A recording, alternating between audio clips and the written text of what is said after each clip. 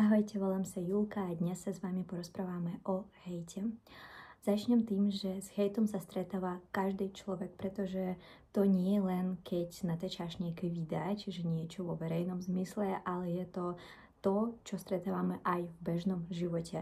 Od spolužiakov, od rodičov, od príbuzných, od kamarátov, od hociakého človeka, s ktorým buď komunikujeme, alebo ktorý nás len tak pozná na základe nejakých svojich znalostí, robí určité výsledky. Ja som sa s hejtom začala viac stretávať a samozrejme, keď som začala natáčať videá, hlavne teraz, keď mám veľký rast sledovateľov, viditeľnosti a tak ďalej, tak samozrejme rastie aj počet hejterov, počet názorov na mňa. Ja som s tým úplne v pohode, som vyrovnaná a vôbec ma to neuraža.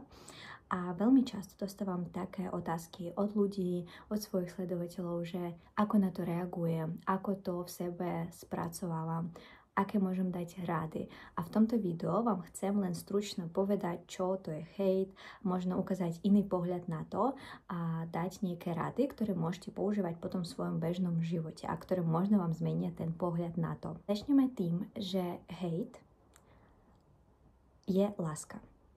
Hejt sa rovná láska. Prečo? Lebo keď človek píše alebo hovorí niečo, nejaký komentár, keď je to niečo zlé alebo negatívne, tak v podstate, aby to povedal alebo aby to napísal, potrebuje čas a potrebuje svoju pozornosť.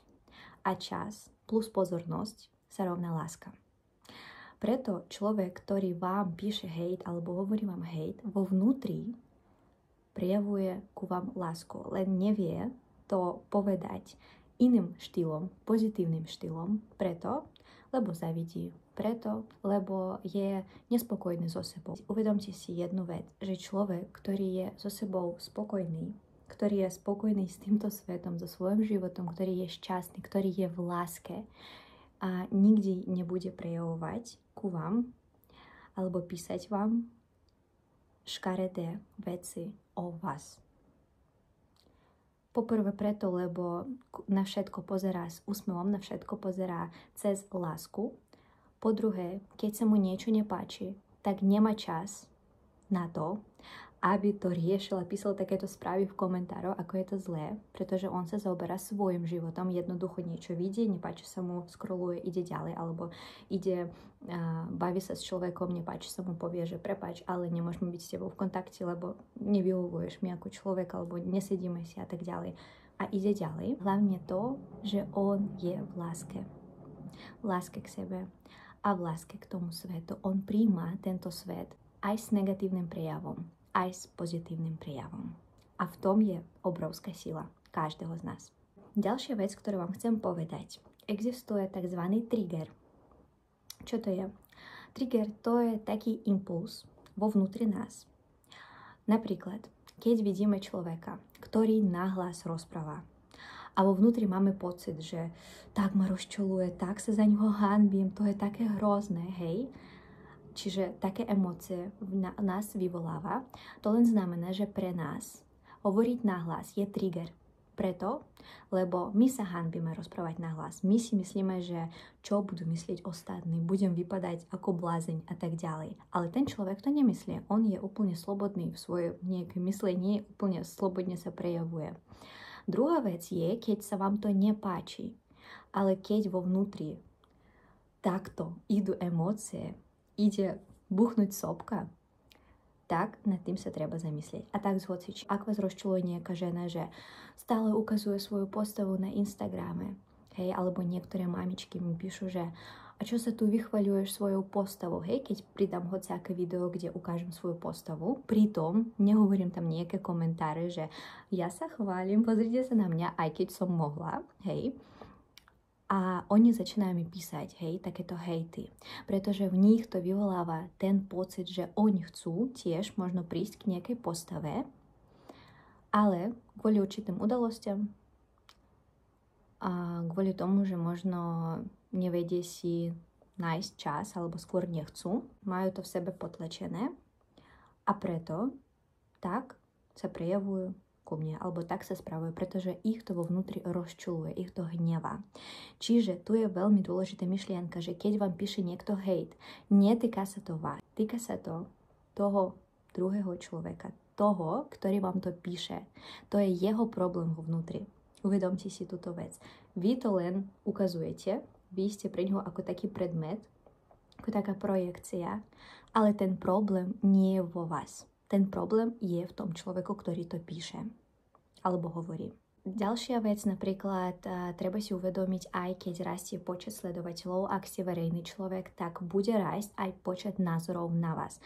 A pokiaľ nie ste pripravení na to, aby ste vedeli príjmať tieto názory na seba, chcete počuť len pozitívne veci o vás, tak nemôžete sa rozširovať, nemôžete dostávať sledovateľov, nemôžete sa viac zväčšovať, či už v obyčajnom živote, alebo aj na sociálnych sieťach v zmysle sledovateľov. Preto k tomu tiež treba byť pripravený. Keď som to pochopila, keď som to prijala, keď som sa s tým vyrovnala, tak môj počet sledovateľov začal rásť, stabilne rásť. No a ešte jedna vec, ktorú vám chcem povedať. Keď človek vám píše nejaký komentár, napríklad keď hovoríme o virtuálnom svete, tak ten komentár píše tomu človeku, ktorý je na, viete, tom obrázku na Instagrame, alebo tomu názovu, profilu, ktorý je na tom Instagrame. Napríklad ten hejter píše komentár nie Julke, ale píše komentár Joelete. Tak sa volám na Instagrame. Čiže to je také veľmi subjektívne, pretože ten človek vidí len to, čo ukazujem vo virtuálnom svete. A preto v podstate ten komentár ide k tej Joelete, nie k Julke. Pretože nie je to v osobnom živote. Keď hovoríme o verejnom. Väčšinou ľudí, ktorí píšu hejty na internete, 95%, nikdy vám to nepovedia v živote. Oni sa budú hanbiť. A veľmi často som mala situácie v škole, keď som sa dozvedela napríklad, že moje nejaké kamošky ma ohovárajú. A keď som prišla za nimi a spýtala som sa ich priamo do očí, že v čom máte problém alebo o čom hovoríte, prečo to nepoviete mne na rovinu, ale musíte to hovoriť niekomu, veľmi sa hanbili. Mali takýto pohľad, boli veľmi zatvorení. A hneď mali taký pocit, že to nič nebolo. Čiže väčšinou ľudia sú hrdinovia, keď nie sú s vami v kontakte. Ale tak, aby vám povedali priamo do očí, že mne sa nepáči v tebe toto a toto, málo kto to urobí. Aj keď to urobí, OK. Nemusíte sa páčiť každému človeku, je to úplne normálne. Tu je tiež taká veľmi veľká otázka sebahodnotenia a sebastačnosti, pretože ak máte problém toho, že nie ste sebastační, nemáte taký pocit, že ja som dostatočne preto, aby som mala všetko, čo chcem, aby som fungovala a tak ďalej, tak tu treba pracovať už na psychologickej úrovni. Pretože vy, ak si myslíte, že vaša láska k sebe závisí od toho, koľko ľudí vás miluje, koľko ľudí vám povie, aká ste dobrá, pretože vašu hodnotu určuje len jeden človek v tomto živote. A to ste vy. Takže toľko k tomu. Video nebolo dlhé, ale myslím si, že som spomenula všetky dôležité informácie, ktoré som chcela spomenúť. A píšte do komentárov, ako sa vám páči takýto rýchly formát v podstate o dôležitých veciach. A veľmi sa teším na ďalšie video. Ak máte nejaké otázky, tak mi píšte do komentárov. Všetkým pekný deň.